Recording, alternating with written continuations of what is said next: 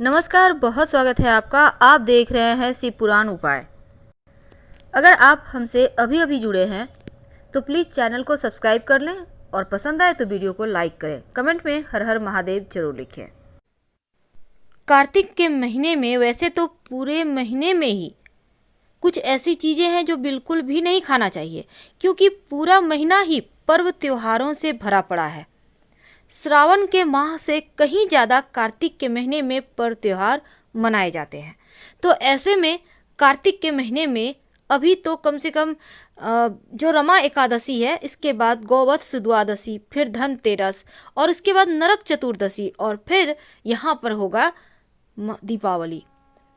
इसके बाद आप गोवर्धन पूजा मनाएंगे, फिर भैया दूज, फिर छठ महापर्व और आंवला नवमी, फिर देव उठनी एकादशी। इस तरह से पूरा महीना पर्व त्योहारों से भरा है।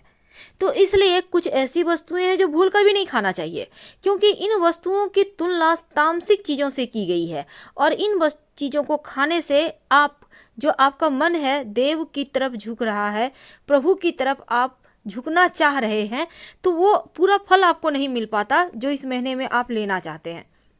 तो अगर मान लेते हैं आप इतने दिनों तक परहेज नहीं कर सकते, तो कम से कम धनतेरस से लेकर दीपावली तक, वैसे आप पूरा महीना ही परहेज करें, तो कम से कम धनतेरस से लेकर दीपावली तक आप कुछ चीज़ें बिल्कुल भी ना खाएं।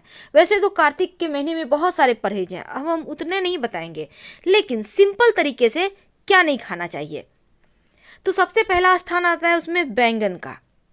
कार्तिक के महीने में सब्जियों का राजा बैंगन जिसको हम कहते हैं, उसको भी नहीं खाना चाहिए, क्योंकि पित्त दोष संबंधी बीमारी होने का खतरा होता है और बैंगन पित्त दोष बढ़ाता है। ब्रह्मचर्य का पालन करना चाहिए इस महीने में, और बैंगन काम प्रवृत्ति को बढ़ाता है, इसलिए खाने की मनाही है। और धार्मिक दृष्टि से भी पूजा पाठ में बैंगन नहीं खाए जाते। अब जैसे लहसुन प्याज, इसको तो आप छोड़ ही दें, लहसुन प्याज वैसे भी तामसिक भोजन है।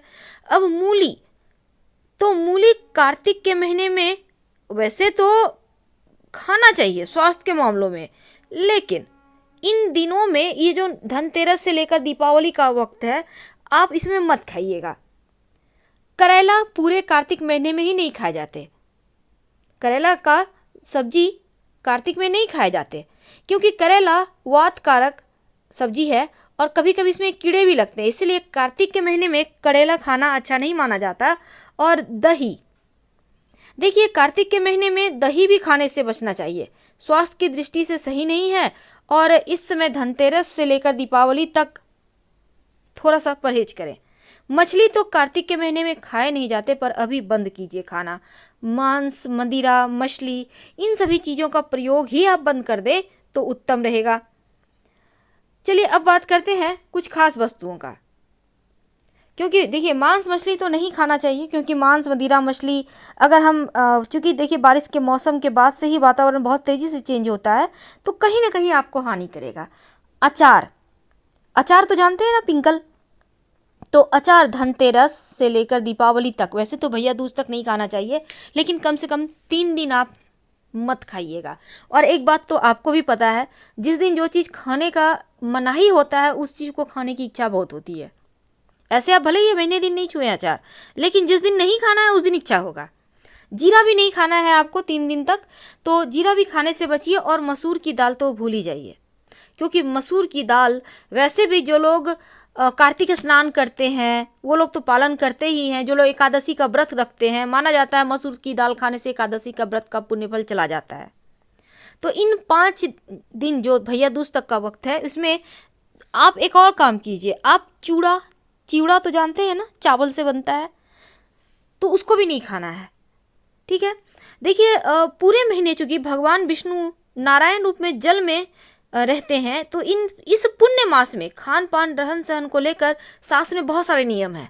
हालांकि ये नियम आपके स्वास्थ्य के लिए अच्छा है, अलौकिक सुख जीवन में देता है, आनंद की प्राप्ति करवाता है, लेकिन उतने सारे नियम आजकल लोग नहीं कर पाते हैं। दूसरे के घर का भोजन भी मत खाइएगा धनतेरस से लेकर दीपावली तक। आप खरीद के खाइए, पर प्रयास करें कि दूसरे के घर का अन्न न खाएं, पराई स्त्री, ये सभी चीज़ों से दूर रहें। उम्मीद है आप समझ रहे होंगे। तो कुछ चीज़ों का परहेज करना आवश्यक है, तभी आप पूरा पुण्य फल प्राप्त कर पाएंगे इस महीने का। तो ये तो थी वो वस्तुएं जो आपको नहीं खाना है।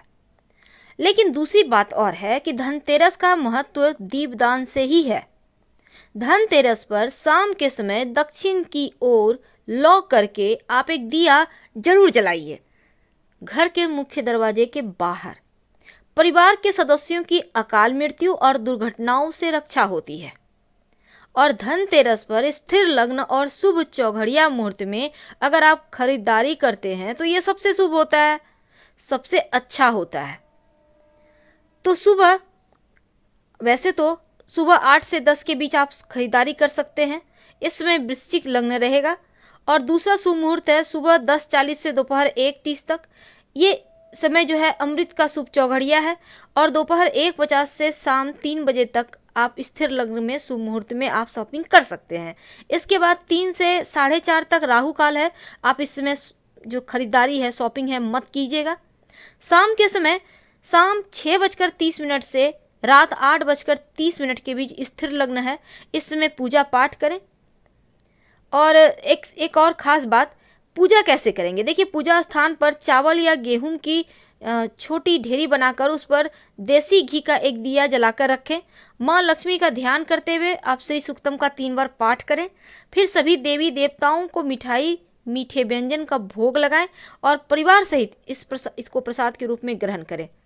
तो सिंपल तरीके से आप पूजा कर लें तो माँ लक्ष्मी की कृपा पूरे साल बरसती है। तो ये धनतेरस, इस बार की दीपावली और धनतेरस खुशियाँ लेकर आ रही है, खुशियों वाली धनतेरस है। समय का फ़ायदा आपको उठाना है। लेकिन एक छोटा सा प्रयोग भी किया जाता है धनतेरस से लेकर दीपावली तक। अगर आप चाहते हैं कि घर परिवार का तरक्की होता रहे, तब सिंदूर और सरसों के तेल से आप एक छोटा सा प्रयोग करें तो शनि का प्रकोप भी शांत होगा, घर के सदस्यों को तरक्की मिलेगी। तो सिंपल सा प्रयोग है, जीवन की हर परेशानी, चाहे वो वैवाहिक जीवन की परेशानी हो, आर्थिक परेशानी हो, स्वास्थ्य को लेकर परेशानी हो, वो भी कम हो जाएगा। आप पास के किसी भी हनुमान जी के मंदिर में चले जाएं और सिंदूर और सरसों का तेल ये वाला आप मिक्स करके आप एक उल्टा स्वस्तिक भगवान के मंदिर में बना दें और एक सरसों के तेल का दिया हनुमान जी के सामने, उसमें एक लौंग डालकर जलाकर आप हनुमान चालीसा पढ़ लें। आपकी मनोकामना भी पूर्ण होगी, विश पूरी होगी और जीवन की हर परेशानी समाप्त होगी। जब आपकी विश पूरी हो जाए तब आप एक सीधा स्वस्तिक मंदिर के दीवार पर बना दीजिएगा। वैसे तो सिंदूर और सरसों तेल का उपाय से निगेटिव एनर्जी भी समाप्त होता है। घर के मुख्य दरवाजे के बाहर आप स्वस्तिक का निशान जरूर बनाइए, या तो सिंदूर सरसों के तेल से या फिर चावल और हल्दी के घोल से। घर के मुख्य दरवाजे के बाहर की तरफ से, याद रखिएगा, ताकि निगेटिव एनर्जी बाहर ही रह जाए। जानकारी कैसी लगी जरूर बताइएगा। हम आपसे विदा लेते हैं। प्लीज़ लाइक कर सब्सक्राइब करें, अपनों से शेयर करें और कमेंट में हर हर महादेव जरूर लिखें। धन्यवाद।